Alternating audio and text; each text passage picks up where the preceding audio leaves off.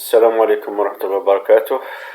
Bon, c'est le deuxième cours. Enfin, la présentation vidéo des cours. J'essaie, comme le cas précédent, d'être bref et clair et simple. La deuxième partie comprend donc les micro-réacteurs. Alors, c'est quoi un micro-réacteur? C'est quoi son principe?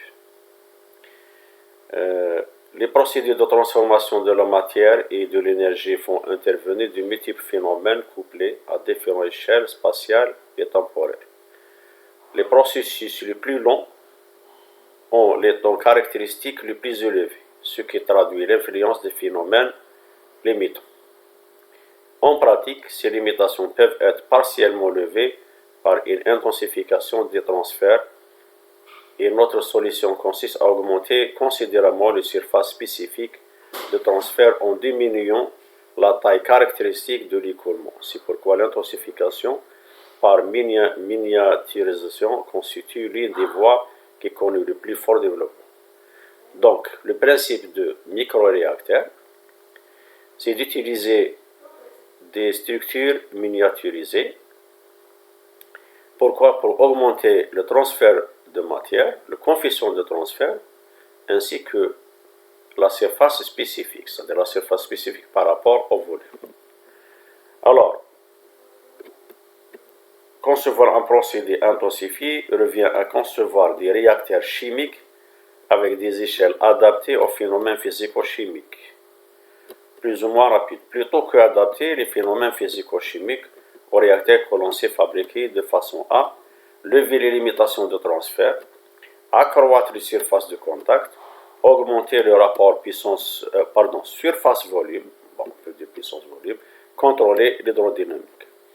Dans les réacteurs classiques, la contrainte principale, c'est le transfert de matière, bien le transfert de chaleur. Par exemple, une cuve agitée par un système rotatif dépend du nombre de tours, dépend de mobiles, c'est-à-dire de catégorie de l'agitateur. Elle dépend de plusieurs phénomènes.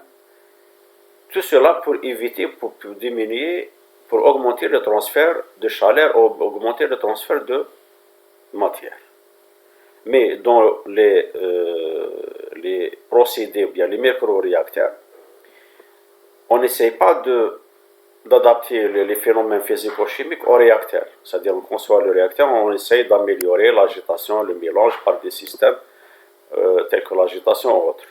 Et sinon, on adapte le réacteur au phénomène. C'est-à-dire, on utilise un réacteur miniaturé sous forme de canal avec des motions d'ordre micromètre. Et de ce fait, on peut lever les limitations de transfert. On peut de même augmenter les surfaces de contact et augmenter le rapport surface-volume et de contrôler l'hydrodynamique. Je dirais bien contrôler l'hydrodynamique différemment au système classique. Voilà un micro-réacteur.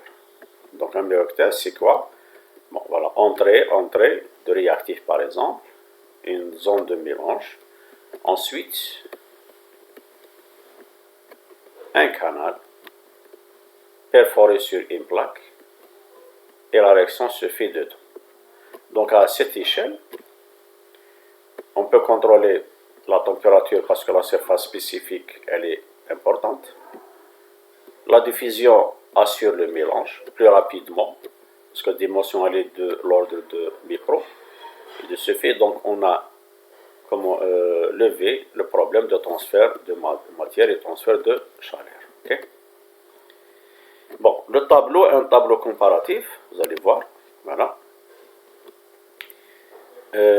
Il compare donc les échanges thermiques entre système compact et système conventionnel.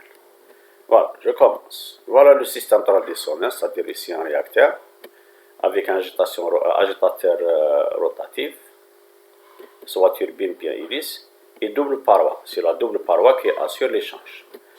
Là, c'est de même, seulement l'échange se fait à l'extérieur à l'aide d'un serpentin.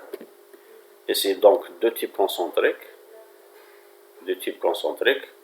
Et ici, donc, voilà, le micro-réacteur se forme de plaques en parallèle. Bon, c'est un choix arbitraire parmi les micro-réacteurs. Donc, on compare le S sur V. Alors, 800 contre 400 contre 10 contre 2,5. Donc, la surface interfaciale par rapport au volume, elle est très importante dans le micro-réacteur.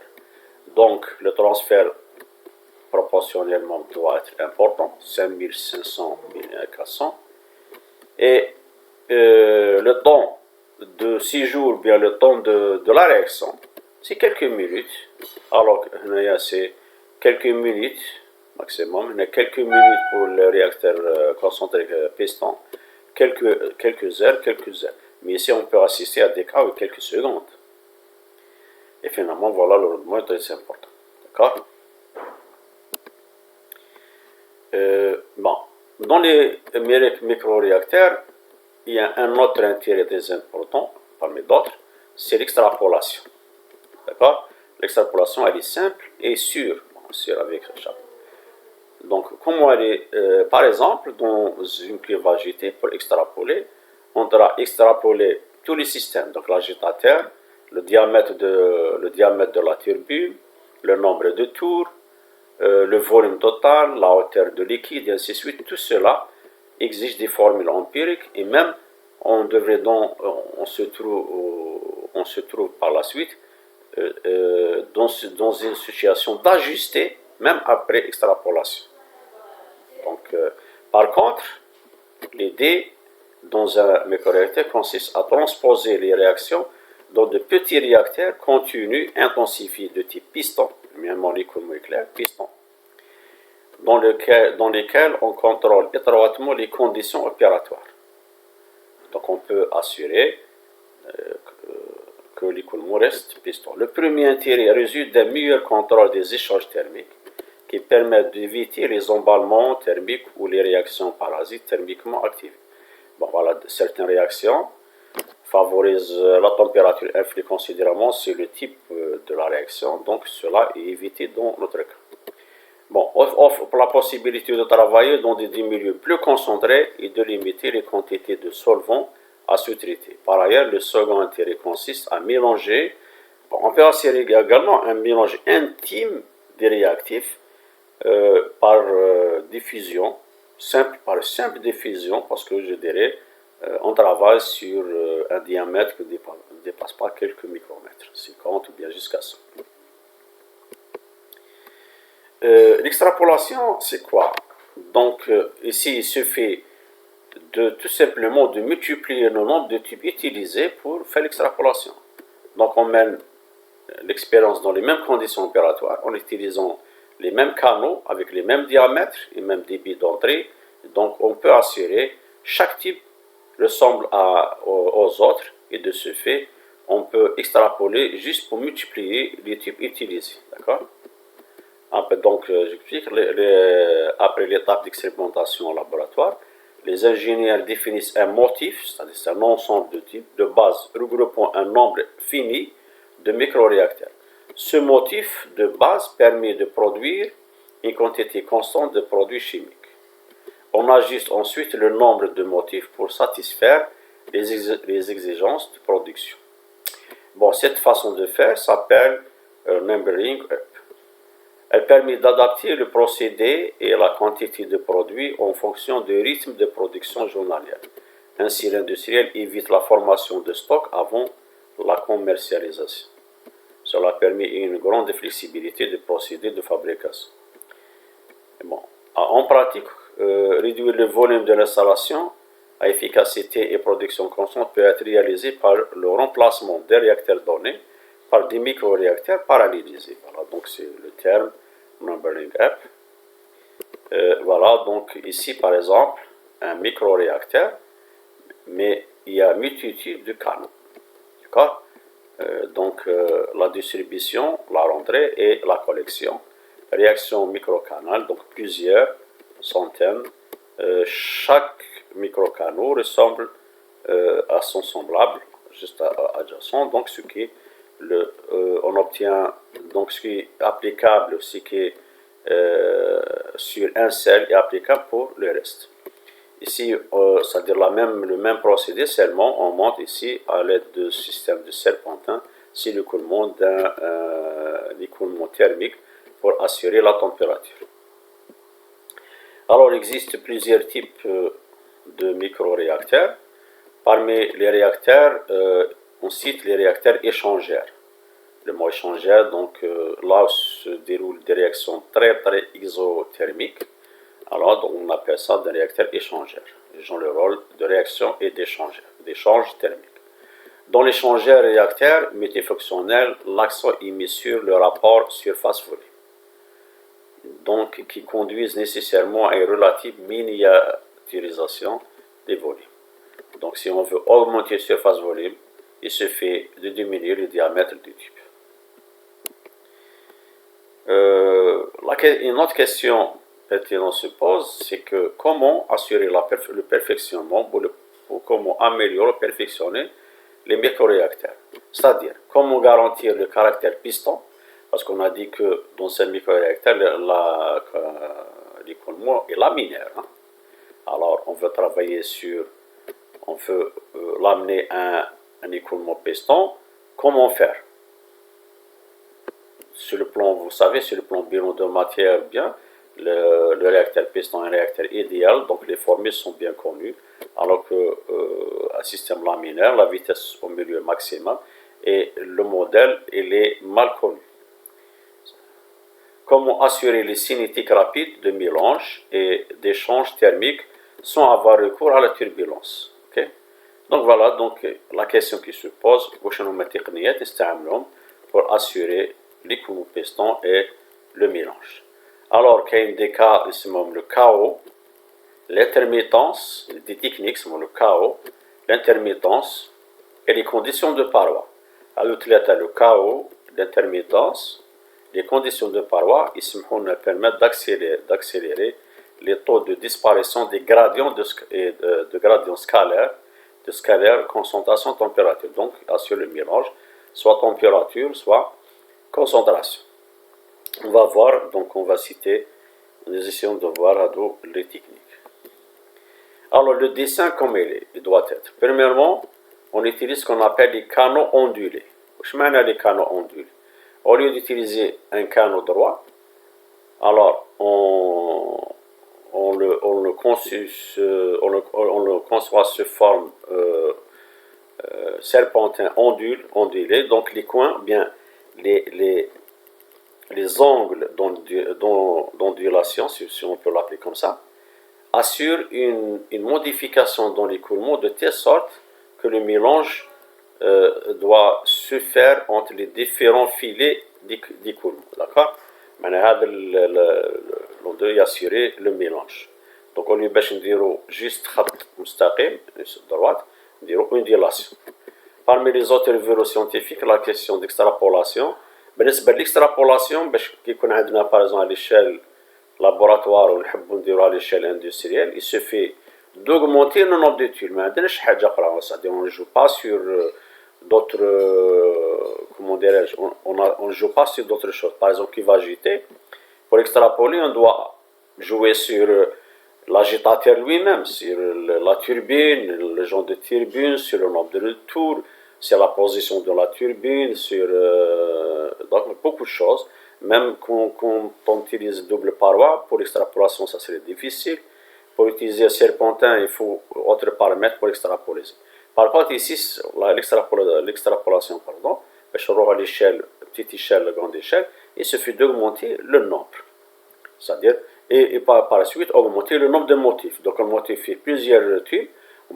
On peut utiliser plusieurs motifs. Okay? Pour parvenir à des débits plus importants, l'extrapolation déjà doit être faite de manière judicieuse afin de ne pas trop dégrader les performances d'échange de chaleur. Bon, dans ce cas, هذا مثال يبسط لنا المهم. هذا تيب واحد ondulé, طالعين نازلين ondulé. L'ondulation elle est faite pour deux raisons. Premièrement, augmenter la longueur, c'est-à-dire le temps ciseau. De même, les points d'une ondulation jouent un rôle dans le mélange. Okay? Voilà, هذا plus long. Alors, au lieu d'utiliser كيما هذا, au lieu d'utiliser واحد ومن بعد نطولوه, alors il suffit d'utiliser par exemple 3. Hein? 3 كيف hein? De même sont identiques. Et bon. Voilà, donc il y a plusieurs motifs. Il y a un seul motif, entrée, sortie et un tube ondulé. On va les placer en parallèle, qui sont des batteries 1, 2, 3, 4, 5. Alors c'est une façon d'extrapoliser. Qui sont un petit réacteur et un grand réacteur. Voilà. On a schématisé donc c'est-à-dire l'angle de flexion, à l'angle de flexion, comment il est conçu, attentivement, parce que quand même il est important. Voilà une autre façon, si vous voulez, le chaos, comment, c'est-à-dire l'écoulement se fait dans un tube, hein. Bon, pas forcément micro-tube, c'est-à-dire à l'échelle micro, on peut travailler à l'échelle méso, l'échelle millimètre, c'est-à-dire, mais l'écoulement il est soumis à des découpements et regroupements, découpé, regroupé. Donc le fil d'écoulement il est chaque fois découpé, ensuite regroupé avec d'autres. Et cette façon de faire, comme vous le voyez ici, alors simplifie le mélange soit en termes de concentration, soit le mélange en termes de température. Ok? Voilà un truc plus petit. Alors. Il y a, bon, les réacteurs échangeurs, quels les réacteurs catalytiques. Alors, ils sont caractérisés par, c'est-à-dire, sont caractérisés par un film de catalyseur qui est étalé sur la paroi. La simple réduction des dimensions spatiales d'un milieu réactif peut donc rendre non limitant certains phénomènes physiques vis-à-vis de la réaction chimique catalysée. Cette conclusion est la motivation principale pour l'intensification des procédés par utilisation de réacteurs structurés à l'échelle de quelques millimètres, mésostructuration ou inférieure au millimètre microstructuration. Bon, alors, le catalyseur, il est fixé sous forme de couche mince sur la paroi. On peut contrôler et mesurer, adapter des débits très faibles, des débits, des volumes, c'est-à-dire des débits faibles, des volumes de même faibles. Démonstration des performances comme outil de laboratoire, démonstration comme outil de production, c'est-à-dire on doit assurer ceci.